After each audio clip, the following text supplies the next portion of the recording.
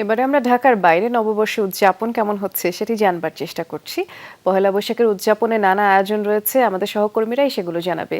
আমরা শুরুতে বরিশালে যাচ্ছি। এ পর্যায়ে কাউসার হোসেন অপেক্ষা করছেন আমাদের জন্য। কাউসার, শুভ নববর্ষ। বরিশালে আসলে কি কি আয়োজন রয়েছে? এখান থেকে দেখে মনে হচ্ছে লোকে লোকারণ্য, নিশ্চয়ই সকাল থেকে এসে সবাই সমবেত হয়েছেন। সিলন ফ্যামিলি ব্লেন্ডের কড়ালিকার আর সতেজ সাদের পারফেক্ট ব্লেন্ডে স্বপ্নেরা মেলুক টানা। বৃষ্টি, শুভ নববর্ষ। বরিশালে কিন্তু প্রভাতী অনুষ্ঠানের মধ্য দিয়ে যে নববর্ষের মূল আনুষ্ঠানিকতা শুরু হয়েছে বিএম স্কুল মাঠে। প্রতি বছরের ন্যায় এবারও উদীচী এবং চারুকলার আয়োজনে এই আসলে যে উৎসব সেটি শুরু হয়েছে এবং সকাল 7টা থেকে প্রভাতী অনুষ্ঠান শুরু হয়। এর পরপরই কিন্তু বিভিন্ন সংগঠন, সাংস্কৃতিক সংগঠন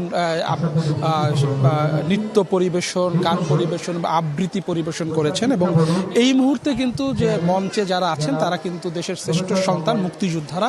সেই মুক্তিযোদ্ধাদের সংবর্ধনা দেওয়া হচ্ছে উদীচী এবং চারুকলার পক্ষ থেকে এবং এরপরেই কিন্তু রাখি পরানো হবে এবং রাখি পরানোর পরে যে মঙ্গল শোভাযাত্রা সেটি শুরু হবে এবং বিএম স্কুল থেকে শুরু হয়ে নগরীর গুরুত্বপূর্ণ স্থানগুলো পরিদর্শন করবেন এবং শেষে গিয়ে নগরীর সদর রোডে গিয়ে এই মঙ্গল শোভাযাত্রা শেষ হবে। এছাড়াও কিন্তু বরিশাল জেলা প্রশাসন এবং বরিশাল বিশ্ববিদ্যালয় কিন্তু আলাদা মঙ্গল শোভাযাত্রার আয়োজন করা হচ্ছে এবং এই বিএম স্কুল প্রাঙ্গণ থেকে যে শোভাযাত্রাটি বের হবে এটি শেষে কিন্তু পরবর্তীতে জেলা প্রশাসন এবং বরিশাল বিশ্ববিদ্যালয়ের যে শোভাযাত্রা সেটি শুরু হবে এবং শুধু মঙ্গল শোভাযাত্রা নয়, আছে দিনভরই কিন্তু বাংলা নববর্ষ উপলক্ষে নানা আয়োজন রয়েছে বরিশালে। বিশেষ করে বরিশাল জেলার যে বিভিন্ন গ্রাম অঞ্চলে কিন্তু বৈশাখী মেলার আয়োজন করা হয়েছে এবং এই বিএম স্কুল মাঠেও কিন্তু উদীচীর আয়োজনে বৈশাখী মেলার আয়োজন করা হয়েছে এবং যারা এই অনুষ্ঠানে অংশ নিয়েছেন তারা কিন্তু বলছেন যে তারা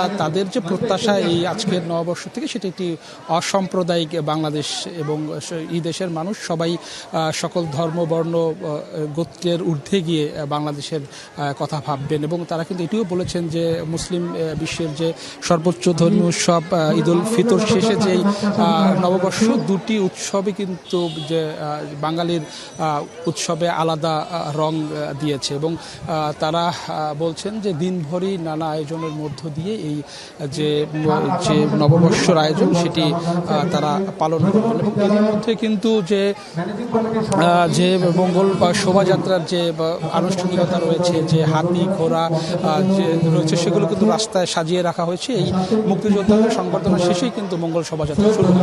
বৃষ্টি, ধন্যবাদ কাউসার। শুনছিলাম আমরা আপনার মাধ্যমে।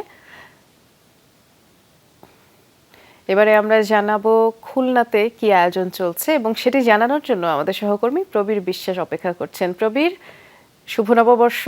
খুলনাবাসী বাংলা নতুন বছরকে কিভাবে বরণ করে নিচ্ছে, এর পাশাপাশি সারাদিন কি কি আয়োজন রয়েছে সেটিও জানতে চাই। বৃষ্টি, আপনাকেও শুভ নববর্ষ এবং যমুনা টেলিভিশনের সকল দর্শকদের আপনার মাধ্যমে জানাই বাংলা নববর্ষের প্রীতি এবং শুভেচ্ছা। সকাল থেকেই কিন্তু নানা আয়োজনে এই দিবসটি উদযাপন করছে খুলনার মানুষ এবং সকাল 6:30টায় নগরীর যে বকুলতলা রয়েছে সেখানে সাংস্কৃতিক অনুষ্ঠান করছে উদীচী শিল্প গোষ্ঠী। আমরা এখন রয়েছি নগরীর রেল স্টেশনে, যেখান দিয়ে কিছু সময়ের মধ্যে মঙ্গল শোভাযাত্রা শুরু হবে এবং জেলা প্রশাসনের আয়োজনে আজকের এই মঙ্গল শোভাযাত্রায় খুলনার যে সমস্ত পেশাজীবী সংগঠন রয়েছে, রাজনৈতিক সংগঠন, সাংস্কৃতিক সংগঠন সহ সর্বস্তরের মানুষ কিন্তু এখানে অংশগ্রহণ করবে এবং দেখতে পাচ্ছেন সেই প্রস্তুতি চলছে এবং এই শোভাযাত্রাটি রেল স্টেশন থেকে শুরু হয়ে নগরীর বিভিন্ন সড়ক প্রদক্ষিণ করে জেলা শিল্পকলা একাডেমিতে শেষ হবে। পরে সেখানে সাংস্কৃতিক অনুষ্ঠান এবং আলোচনা সভা অনুষ্ঠিত হবে এবং সকালবেলা উদীচীর যে অনুষ্ঠানটা বকুলতলাতে শুরু হয়েছে সকাল 6:30 অর্থাৎ সূর্যোদয়ের সাথে সাথে, সেখানে কিন্তু নববর্ষকে এবং নতুন বছরের নতুন দিনের এই দিনটিকে তারা বরণ করে নিয়েছে এবং তারা বলেছেন যে অসাম্প্রদায়িক চেতনার দেশ এবং বাঙালিয়ানা দিয়ে বাঙালিত্বের মধ্য দিয়ে এই দেশ আগামী দিনে এগিয়ে যাবে সামনের দিকে, সেটি কিন্তু সকলে প্রত্যাশা করে। এছাড়াও নববর্ষ উপলক্ষে খুলনাতে বিশেষ করে মেলা বসেছে। মেলার বাইরেও বিভিন্ন জায়গায় বিভিন্ন সাংস্কৃতিক সংগঠন তারাও কিন্তু নানা অনুষ্ঠানের মধ্য দিয়ে অর্থাৎ আলোচনা সভা, সাংস্কৃতিক অনুষ্ঠান, নৃত্য, আবৃত্তি সহ বিভিন্ন কর্মসূচির মধ্য দিয়ে তারা আজকের এই দিনটি উদযাপন করছে এবং আমরা আগেই বলেছি রয়েছি নগরীর রেল স্টেশনে, সেখানে কিছু সময়ের মধ্যেই মঙ্গল শোভাযাত্রা শুরু হবে এবং সেই শোভাযাত্রায় সব ধরনের মানুষ অংশগ্রহণ করবে এবং এটি হচ্ছে খুলনার সবচেয়ে বড় মঙ্গল শোভাযাত্রা বলে আমরা যেটি জানতে পেরেছি। এর বাইরেও যে সমস্ত সাংস্কৃতিক সংগঠন, পেশাজীবী সংগঠন এবং শিক্ষা প্রতিষ্ঠানগুলো রয়েছে, সেই শিক্ষা প্রতিষ্ঠানের পক্ষ থেকেও তাদের শিক্ষা কেন্দ্রগুলোতেও কিন্তু নববর্ষ উদযাপন করছে। দিনের নানান কর্মসূচি রয়েছে, বৃষ্টি এবং এক এক করে আমরা যমুনা দর্শকদের সেগুলো দেখাতে পারবো। বৃষ্টি, সেটি আপনার মাধ্যমে জানাবো খুলনায় কি চলছে। অনেক ধন্যবাদ জানাচ্ছি প্রবীরকে। এর পাশাপাশি দেখতে পাচ্ছি রংপুরে আমার আরেক সহকর্মী সরকার মাজহারুল মান্নান দাঁড়িয়ে গেছেন। মাজহার, দেখতে পাচ্ছি আপনাকে। শুভ নববর্ষ। পাশাপাশি রংপুরে আসলে নববর্ষ উপলক্ষে কি কি বিশেষ আয়োজন থাকছে সেটি জানতে চাচ্ছি। সম্মানিত সুধী, এখন এই মঞ্চে পরিবেশন করবে শুদ্ধ সঙ্গীত পরিষদ রংপুরের পরিবেশনা এবং তারপরেই আমরা রংপুর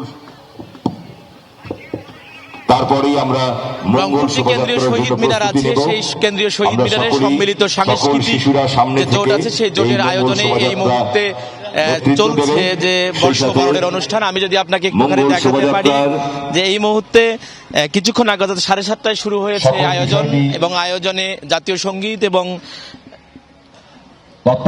বৈশাখের গান দিয়ে শুরু করেছেন জাতীয় রবীন্দ্র সঙ্গীত সম্মেলন। জাতীয় রবীন্দ্র সম্মেলন যে প্রোগ্রাম আছে তারা এই প্রথমে করেছেন, এখন শুদ্ধ সঙ্গীত চর্চা কেন্দ্র তাদের এই প্রোগ্রামটি করছে এবং এখানে এই অনুষ্ঠানটি চলবে। এই অনুষ্ঠানের পাশাপাশি সকাল 10টায় রংপুর জেলা স্কুল মাঠ থেকে শুরু হবে।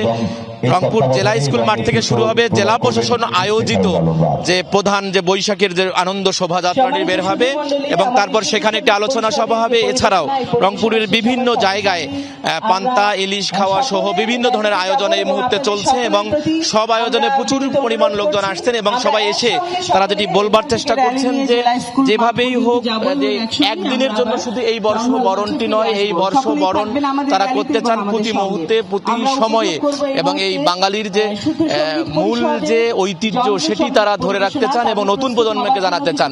এবং রংপুরের এই আয়োজনটি হচ্ছে মুক্তিযুদ্ধের চেতনার মুখোশে জেগে উঠছে সেই পুরনো শকুন, নববর্ষের নবরবি কিরণে বিনাশ হোক এই অপশক্তির, এই স্লোগানে রংপুরে এই বর্ষবরণ অনুষ্ঠান অনুষ্ঠিত হচ্ছে। দেখছিলাম আপনার মাধ্যমে মাজহার, অনেক ধন্যবাদ জানাচ্ছি।